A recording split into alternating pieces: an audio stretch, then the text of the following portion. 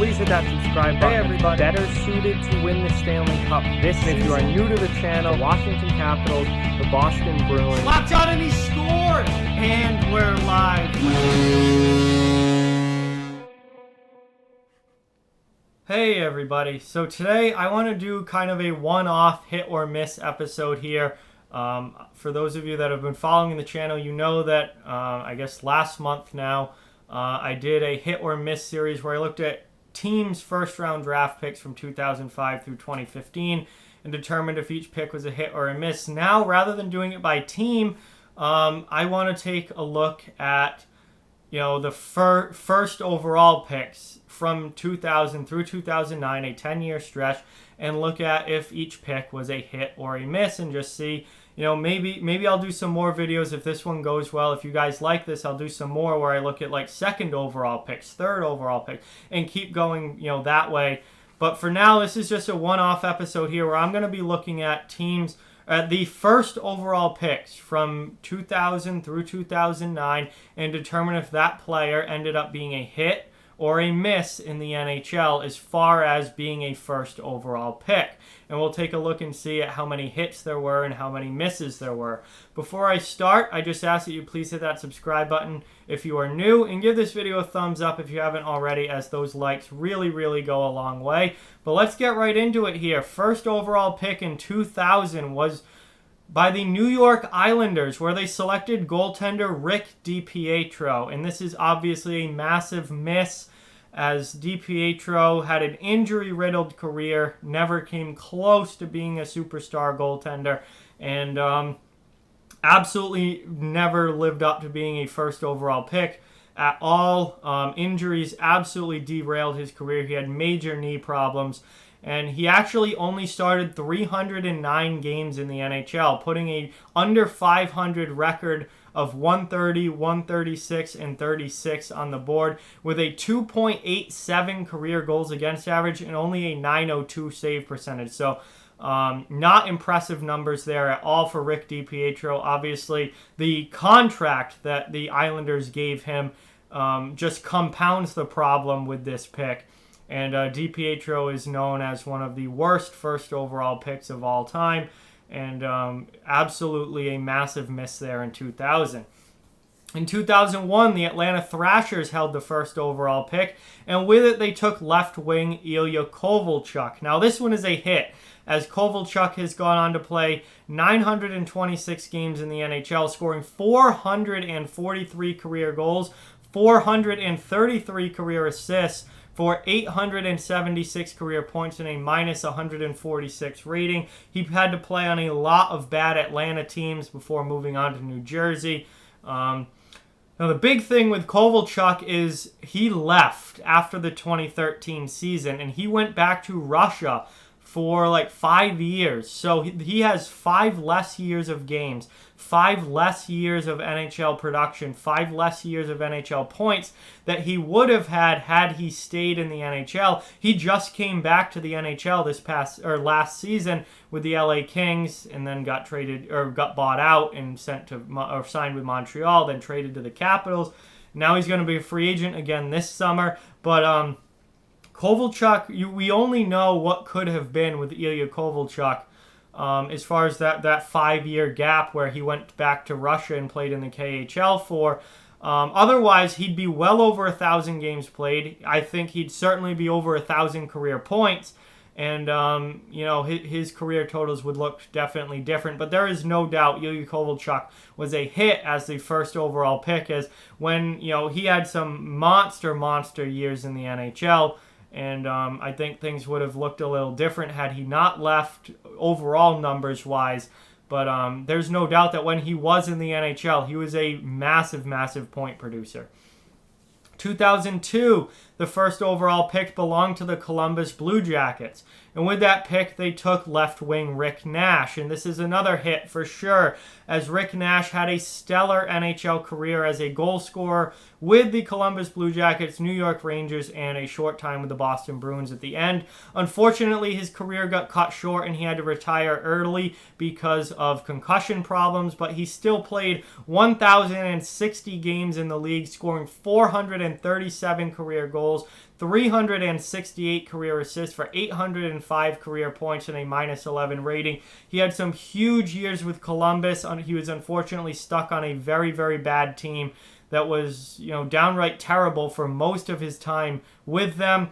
He then went to the New York Rangers and played on some very good Rangers teams and had some great years with the New York Rangers. Consistency was a little bit of an issue sometimes, but no doubt about it, he put together a very, very good NHL career. Over 1,000 games played, over 800 career points, and some fantastic seasons without a doubt. He certainly lived up to being a top pick. I'm definitely not going to call him a miss.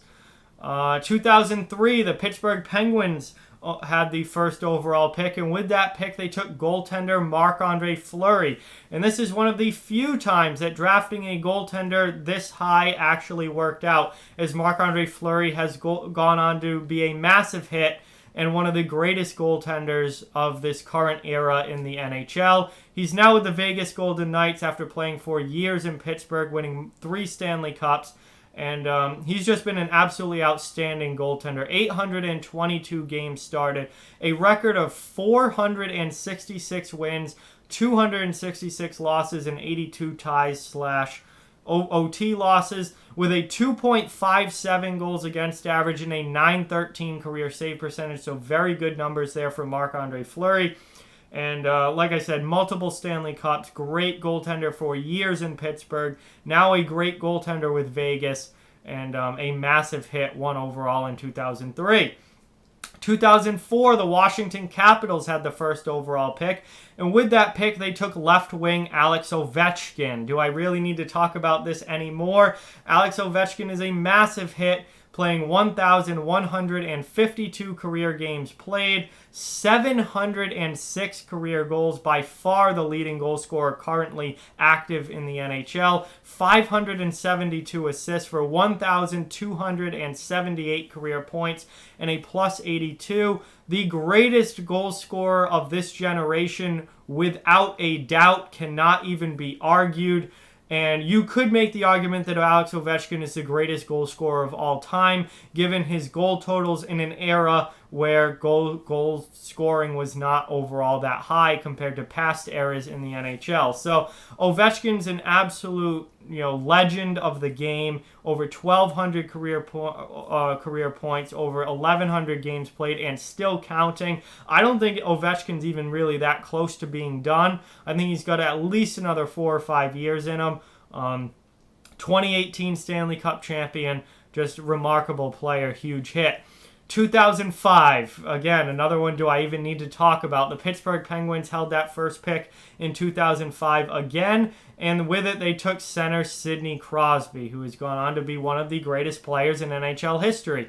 Massive hit, 984 career games played, 462 goals, 801 career assists, for 1,263 career points and a +175 rating. 3-time Stanley Cup champion with the Pittsburgh Penguins. Still one of the top players in the league to this day. Just absolutely incredible, remarkable career. I don't think anyone else from that mid-2000s era, as far as the type of player that Crosby is, comes close. Now him and Ovechkin, I'm not even going to get into that debate because they're very different players and really aren't all that comparable overall, just because of how different style of players they are. But Sidney Crosby, I mean, absolutely a legend and one of the greatest players in NHL history as well. Incredible career. 2006, the St. Louis Blues had the first overall pick in 2006, and with it they took defenseman Erik Johnson. Now this one is a miss, one of the few misses on the list so far. Erik Johnson has had a good NHL career. He's a solid top 4 defenseman. However, when you are drafting first overall, you are looking for an elite #1 Norris Trophy level defenseman. And Erik Johnson just has never, ever been that. He's played 776 career games in the NHL, scoring 80 goals, 223 assists for 303 career points and a -29 rating. He's been good. he's been solid. He hasn't been elite. He hasn't been outstanding. He hasn't been a superstar or anything like that. He's a two-way guy. Doesn't put up huge numbers of points. Isn't necessarily a shutdown defender either. Like you would see from like a Ryan Suter or someone like that. He's had a solid NHL career, don't get me wrong. He's been a good top 4 defenseman, but he certainly is not worthy of being a number 1 overall pick, and that makes him a miss.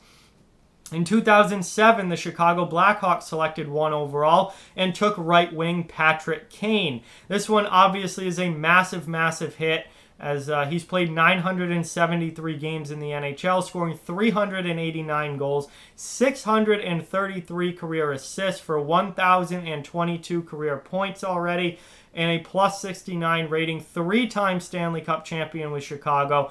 One of the greatest American-born players of all time, and I think by the end of his career, he will be the greatest American-born player of all time, but he's still got many, many years left in the NHL. And his career numbers are only going to continue to go up, and just absolute legendary player. 2008, the Tampa Bay Lightning had the 1st overall pick, and with that pick, they took center Steven Stamkos. This is obviously a hit as well, as Stamkos has become a superstar player for the Tampa Bay Lightning, playing 803 games, scoring 422 career goals, 410 career assists, 832 career points, and a plus 44 rating. He has a greater than point per game point production at this point in his career. Still a massive, massive player for Tampa Bay, and without a doubt has become a superstar in this league, which is what you are looking for when you draft 1 overall. And finally, that brings us to 2009, where the New York Islanders had the 1st overall pick. They started the decade with the 1st overall pick. They ended the decade with the 1st overall pick.